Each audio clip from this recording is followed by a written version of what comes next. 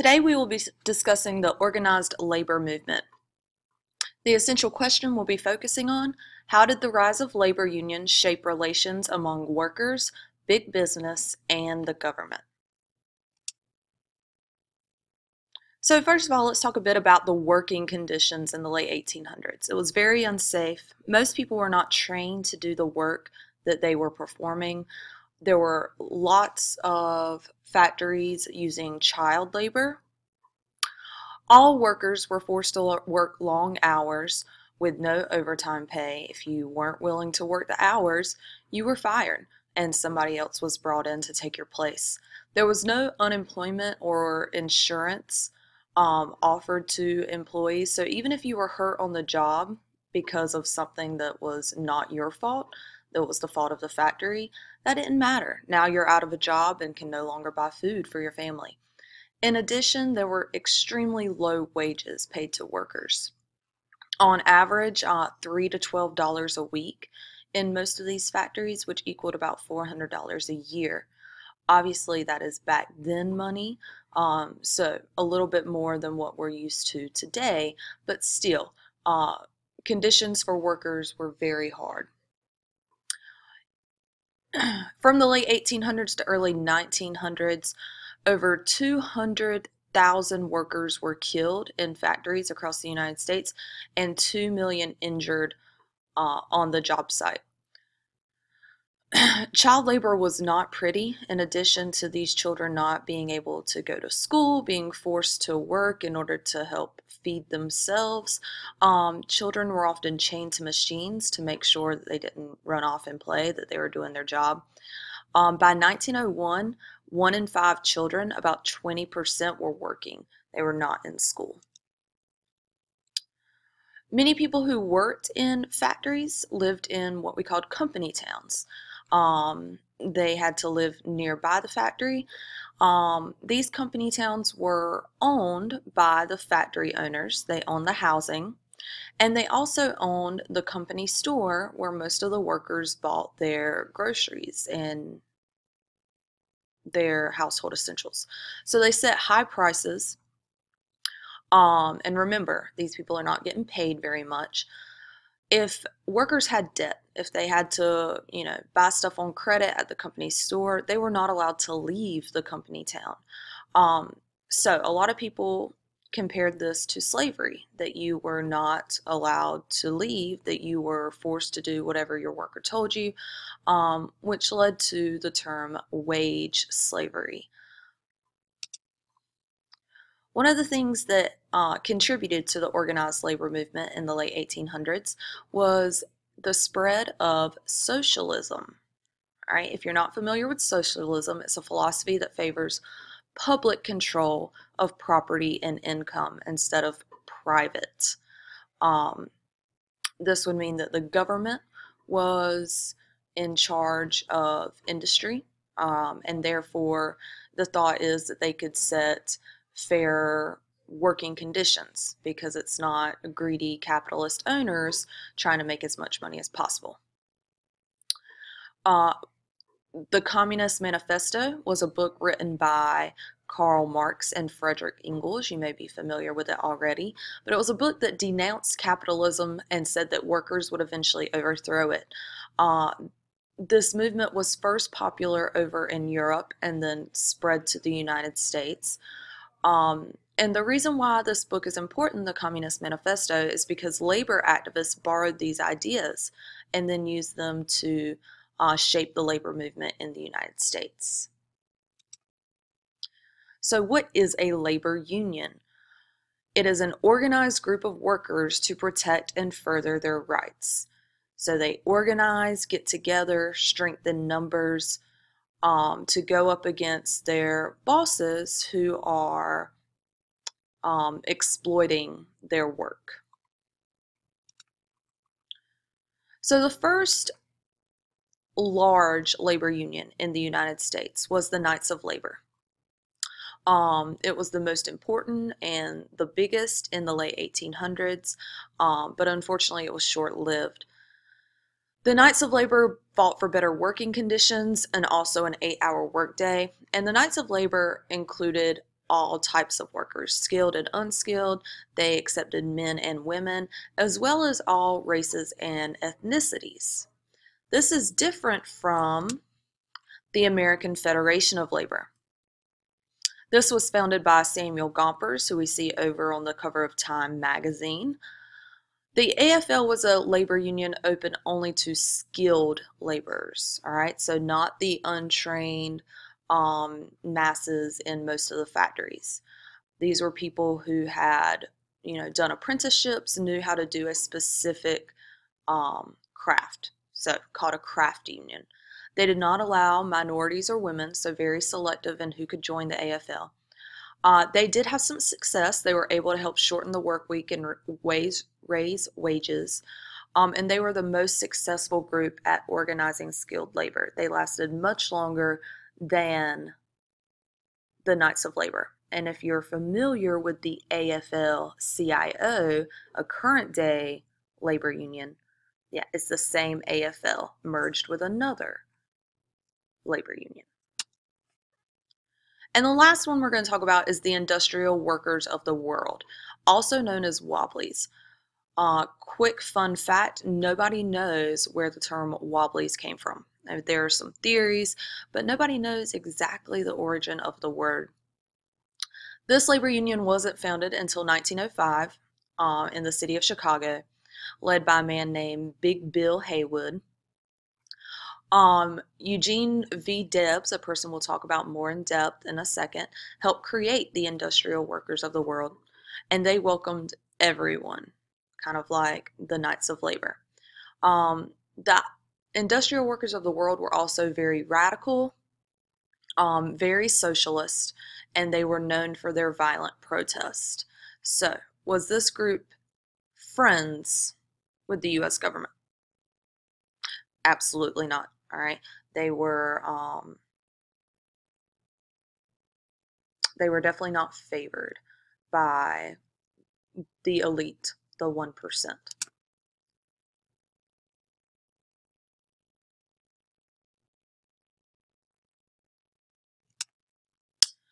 Eugene V. Debs. He was a socialist union leader, as I said, helped form the IWW and became a member of it. He also helped organize the American Socialist Party and ran as a socialist for president in 1900. He wanted unions for skilled and unskilled workers. He basically wanted all workers in the United States to unite to fight against the capitalist owners of these factories and companies. So let's talk a little bit about business tactics used to discourage labor unions. Yellow dog contracts meant that to get a job you had to pledge not to join a union, which weakens the labor movement. There were also lockouts. Owners would lock out their employees, not allow them to work, aka not get a paycheck. And this was a way for owners to get what they wanted, to force any, movements by organized labor to end. There was also a blacklist. If you were a troublemaker, someone who tried to organize workers, you'd be put on this blacklist and make you less likely to get hired. This would be passed around to all bosses and therefore ruin your chances to get a job, a way to keep workers in line. Worker tactics you're probably more familiar with, the most popular being a strike where workers refuse to work. Therefore, a factory or a company is losing lots of money. Nobody is producing their goods. A strike is used to force owners to accept their demands, whether it be a shorter workday, safer working conditions, anything that workers may need on the job. So it was very difficult to unionize unskilled labor. Whenever workers were conducting a strike, many people were willing to break it. This was because there were lots of immigrants during this time who were willing to work for less money because they came over to the United States with nothing. So they were willing to work for whatever prices the bosses demanded. People who broke Strikes were considered scabs. That was the name that was applied to them. That is still a thing today in places that have labor unions that often do strikes. You don't want to be a scab. People were also paid to beat up strikers and union workers who caused trouble.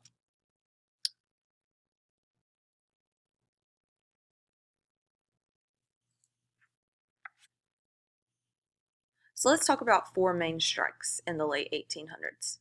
First was the Great Railroad Strike, obviously against the railroads. It was the first national widespread strike, spread across 11 states. Once the strike began, federal troops were sent in to stop the strikers. So, who is the government supporting? Big business. Over 100 people were killed in strike violence during the Great Railroad Strike. What they were protesting was long work hours and low wages. Even though this was focused on the railroads, other workers supported them, including the miners. However, in the end, the strike was put down because the federal government used federal troops to stop it. The Haymarket Square riot was a national demonstration for an 8-hour workday. It occurred during a national demonstration for that. At Haymarket Square in Chicago, where workers were protesting, a bomb was thrown, which killed dozens of protesters and police officers.